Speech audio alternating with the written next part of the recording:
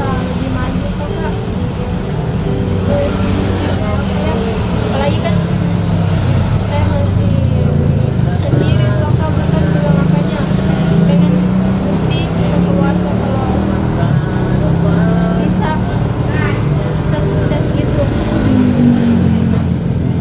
Dan sahabat-sahabat ini sebenarnya kadang dibilang tidak malu, kayak itu apa kak, teman-teman yang lain sekolah.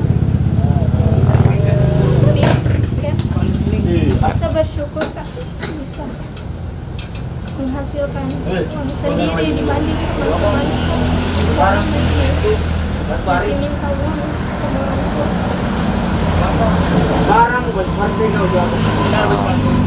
Cuman di sisi lain kan kadang saya posting di FB atau di mana atau di sosmed kak, paling dikasih masukan, dikasih semangat sama guru-guru yang ada di poso.